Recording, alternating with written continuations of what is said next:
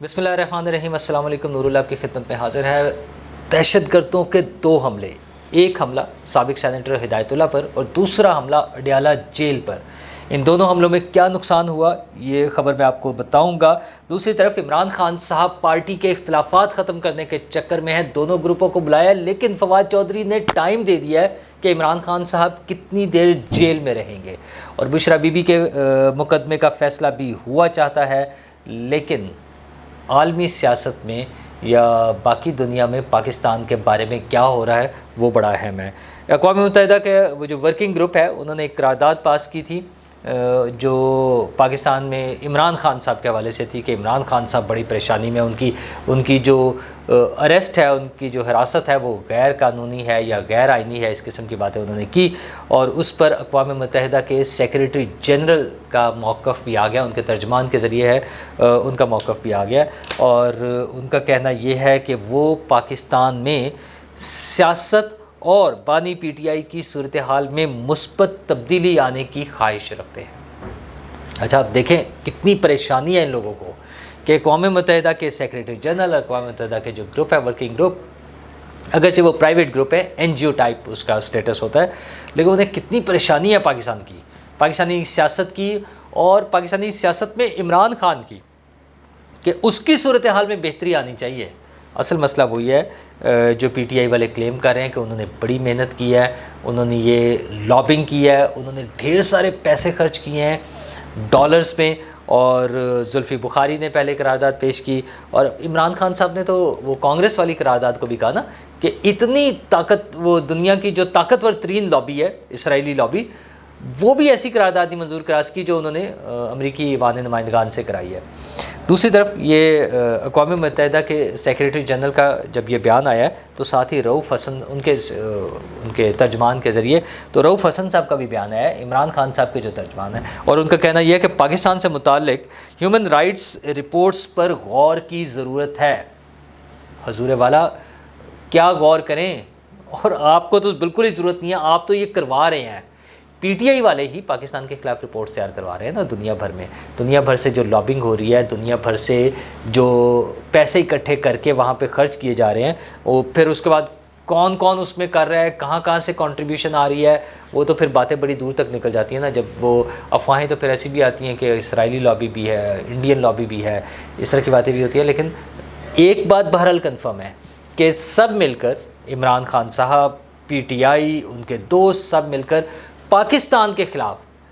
Propaganda کر رہے ہیں، پاکستان کے خلاف اقدامات کر رہے ہیں، پاکستان کے خلاف قراردادیں پیش کر رہے ہیں، پاکستان کے خلاف وہ وہاں پہ کیمپین چلائی جاتی ہے، وہ بسوں پہ ہو، وہ سڑکوں پر ہو، وہ بل بورڈز پر ہو، وہ جہاز کے ذریعے کرکٹ سٹیڈیم کے اوپر ہو، کرکٹ سٹیڈیم کے اندر ہو، وہ آئی ایم ایف کو خطوط لکھنے ہوں، وہ ہیومن رائٹس کی آرگنائزیشنز کو خطوط لکھنے ہوں، وہ یو این کو خطوط لکھنے ہوں، وہ امریکن کانگریس میں لابنگ کرنی ہو، یہ سارا کچھ عمران خان اور ان کی پارٹی کر رہی ہے۔ اور کیوں کر رہی ہے؟ کسی طرح عمران خان کو جیل سے نکالا جائے، عمران خان کو حکومت دے دی جائے، اور اگر یہ دونوں چیزیں نہیں ہونی تو پھر پاکستان تباہ ہو جائے، برباد ہو جائے، ڈوب جائے، خدا نہ خواستہ، خدا نہ خواستہ، خدا نہ خواستہ، انہیں اس سے کوئی فرق نہیں پڑتا۔ ان کی تو ریڈ لائن عمران خان تھا بھی اور آج بھی وہی ہے۔ اچھا لگتا یہ تھا کہ وہ جو حالات چینج ہوئے ہیں وہ نعرہ تو ختم ہو گیا ہے، لیکن عملی طور پر ان کی تمام حرکتیں جو پاکستان کو نقصان پہنچانے کے لیے وہ یہی بتا رہی ہیں کہ ان کی ریڈ لائن آج بھی عمران خان ہے، ان کی ریڈ لائن پاکستان نہیں ہے، پاکستان کے 24 کروڑ 25 کروڑ لوگ نہیں ہیں، ان کی ریڈ لائن صرف عمران خان ہے۔ تو اس نظریے کے ساتھ وہ اپنی پارٹی چلا رہے ہیں،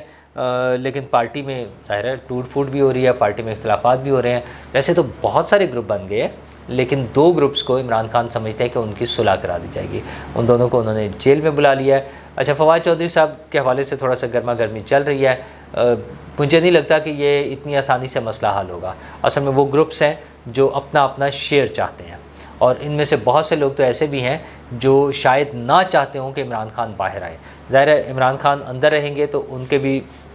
ان کی دکانداری زیادہ بہتر طریقے سے چلتی ہے، حکومت تو پھر بھی نہیں ملنی، تو پھر اگر اپوزیشن میں رہنا ہے تو کم از کم ذرا ٹور شور تو ہو نا، تو وہ عمران خان کی غیر موجودگی میں سب لوگ اپنے اپنے نمبر بنا رہے ہیں، اور عمران خان صاحب کب تک جیل میں رہیں گے حکومت کا تو خیال ہے 5 سے 10 سال آتے ہیں نا بعض اوقات وزراء کے بیانات، لیکن خود فواد چودھری جو بڑے انقلابی بنے ہوئے ہیں اور جن کے خیال میں پارٹی کی لیڈرشپ، پی ٹی آئی کی لیڈرشپ نے عمران خان کی رہائی کے لیے کام نہیں کیا، ان کو باہر نہیں نکلوا سکے، اور شاید ایسا بھی لگتا انہیں کہ فواد چودھری کوشش کر رہے ہوتے تو یہ کام جلدی ہو جاتا، لیکن وہ کہہ رہے ہیں کہ کم از کم 13 مہینے تک تو عمران خان باہر نہیں آ سکتے۔ اچھا وہ 13 مہینے کس کس سے لنک کر رہے ہیں وہ ایک الگ ایشو ہے، لیکن بارہ انہیں لگتا ہے کہ ابھی 13 مہینے تک عمران خان باہر نہیں آ سکتے۔ تو فواد چودھری صاحب آگے بھی معاملات ایسے ہی چلتے ہیں، انہیں خود بھی پتہ ہے کہ وہ کیسے باہر آئے تھے، تو کسی اور نے بھی اگر باہر آنا ہے تو تھوڑا سا تو پروسیجر فواد چودھری صاحب کو خود بھی پتہ ہے نا، اور اس میں ہوا بہت کچھ تھا نا، عمران خان کو تو کوئی کچھ کہہ ہی نہیں رہا، اس کے لیے تو عیاشی ہے نا، وی آئی پی ٹریٹمنٹ والا سین ہو رہا ہے عمران خان کے لیے۔ تو فواد چودھری صاحب نے جو کچھ بھگتا ہے وہ ہائے اللہ رسی ٹوٹ جائے گی، اور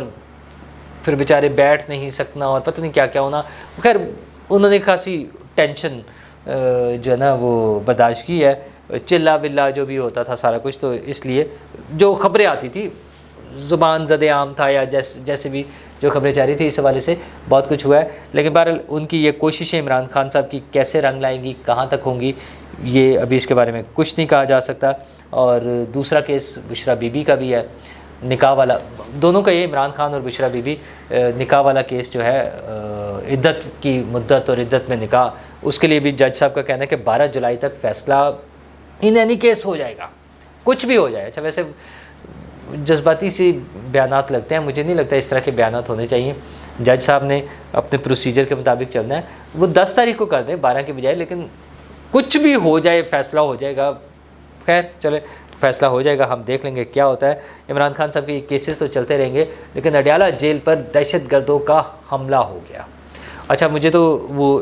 میں سوچ رہا ہوں کہ کیا سین ہوگا وہاں پہ، کہ سائرن بج رہے ہیں،